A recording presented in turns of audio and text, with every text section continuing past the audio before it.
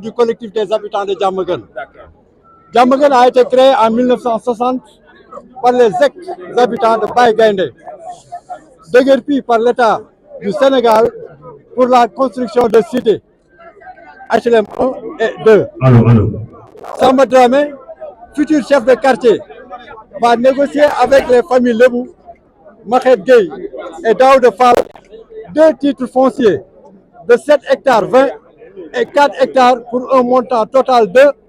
8 105 750 francs. Le titre foncier 77 98 DG devenu 446 DP pour un montant de 5 307 705 francs.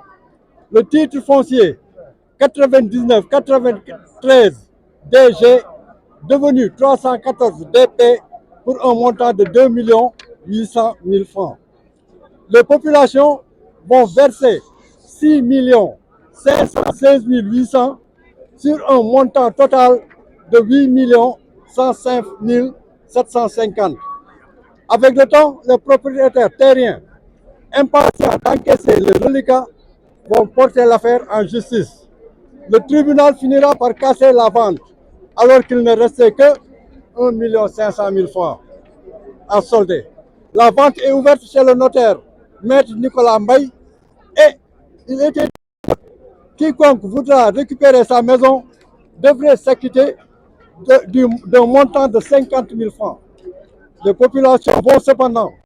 payer la somme exigée par les Lebou chez Nicolas Mbaye et même après sa mort chez le notaire Boubacar Seck. Malgré cette situation, les maisons ont continué à faire l'objet de ventes à de nouveaux acquéreurs,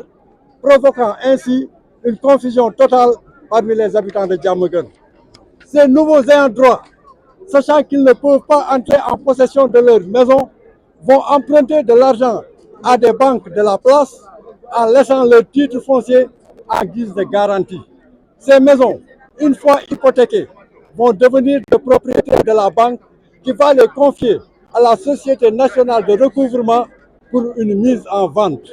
Commence alors une longue procédure devant les juridictions qui finira par des convocations à la police ou à la gendarmerie, des mises en demeure, des assignations, des expulsions et même des démolitions. Pour parer à toutes ces éventualités, nous, collectif des habitants de Diamaguène, faisons appel au sens d'équité, de justice, de paix sociale du chef de l'État qui prône le Djubal Djubanti. Je vous remercie. Qui est-ce qui vous a demandé de quitter les lieux Présentement, ce sont les nouveaux acquéreurs. Ceux qui ont acquis ces maisons au niveau des banques, au niveau de la Société nationale de recouvrement, qui ont acheté ces maisons et qui ont titré ces maisons-là pour venir nous amener en justice et pour nous faire sortir de ces maisons-là. Mais bien sûr, parce qu'eux, ils possèdent des titres fonciers, alors que nous, les autochtones, on a avec des actes de vente qui nous ont été livrés par le chef de quartier. Et nous exigeons que l'État fasse tout pour nous mettre dans nos droits, c'est-à-dire nous donner notre titre foncier. Actuellement, il y a 150 maisons qui sont menacées actuellement. Et il y en a 9 déjà qui sont expulsés. Donc, on a... des habitants de Diamaguène. Man maay président bi laa man maay président collectif des habitants de Diamaguène. voilà ñëwal ci déclaration. waaw déclaration bi mooy que dañ leen di damay tënk rek li fi suma secteur administratif yi wax ndax Diamaguène fii ñun Baye Gaïndé la ñu nekkoon bi ñu nekkee Baye Gaïndé à un certain moment ñu ñëw ñun dañu divertir mais amuñu fu ñu yóbbu bi ñu ñëwee gouvernement bi daal di léegi ñu dem seeti Mody Diagne c'était le directeur de cabinet de Mamadou Dia mu mettre ñu en contact ak des Lébou de Thiaroye la famille Guèye bi ñu fi ñëwee ay waxaale ak ñoom ñu ñëw fii bi ñu ñëwee fii ñu gis que ni loolu doyul ñu dem rencontrer une famille de Rufisque la famille Fall ñu jox ñu terrain bi ñu joxee terrain bi ñu daal ni 8,5 millions et quelques lañ koy 8 millions et quelques lañ koy jaayee ay jël ko ñu fay ñu nivelé ko ndax fii ay garab rek a fi nekkoon ak ay lu nekk a ngi fi woon daal ay daal di koy maasale dagg ko en 456 parcelles bi ñu ko daggee ñu ne ku nekk dafay fay 24 000 francs à raison de 2 000 francs par mois bi ñu demee 1 an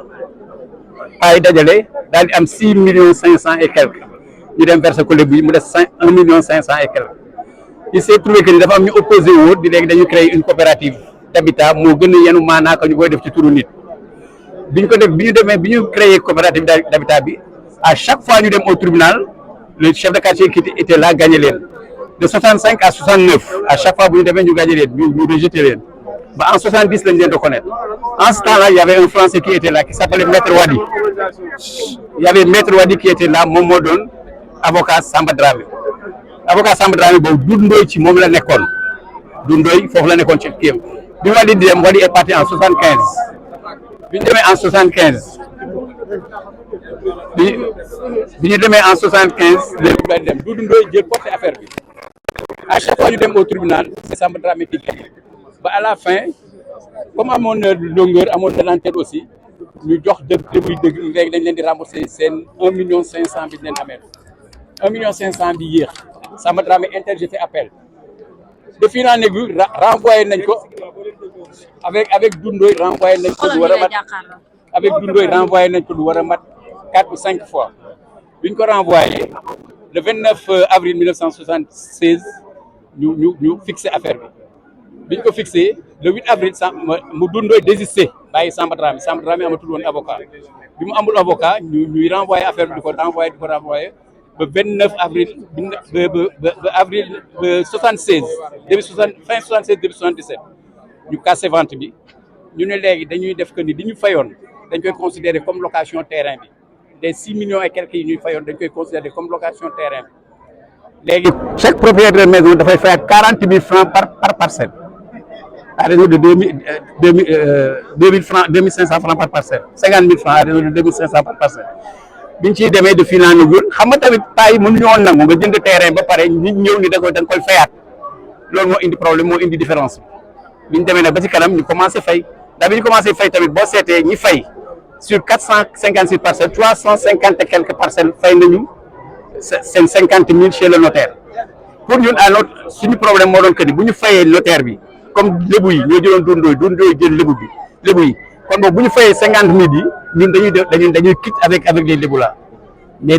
par la suite lañ ko xambaat ñoom ñuy jël rocc di jaay et ça loolu na problème bi demee quoi. lan ngeen soxla exactement. léegi li ñu soxla mooy que ni amoon nañu chance ci temps Abdou Diouf ba Abdou Diouf defoon benn décret 96 329 je crois si je ne me trompe mais promulgué wuñ ko mu wàcc léegi li ñu bëgg mooy que ni le président Diomaye Faye dimbale ñu ba ñu jotaat suñu terrain ndax le quartier là mi ngi fi depuis 61 lañ fi nekk 61 lañ fi nekk ba léegi kenn yandoor on dit que 150 maisons ñoo fi nekk ñoo fi am litige mooy du 150 maisons je peux dire que toutes les maisons qui n'ont pas de titre foncier bu ñu nelawee duñu yandoor ndax ñoom am na ñi nga xam ne fayoon nañu chez le notaire jaayaat nañu seen terrain ñi nga xam ne fayoon nañu chez le notaire jaayaat nañu seen terrain kon boobu muy woon la nul n'est à l'abri loolu moo tax daal ñu lancer un cri de cœur képp kuñ ci mën a jàppale daal mu dimbali te yàlla tax rek. non dossier bi ñëwul yéegul dara yéegul. dara beesu fi dara beesu lu maa gën moo fi nekk ba léegi dara beesu. jaay rek.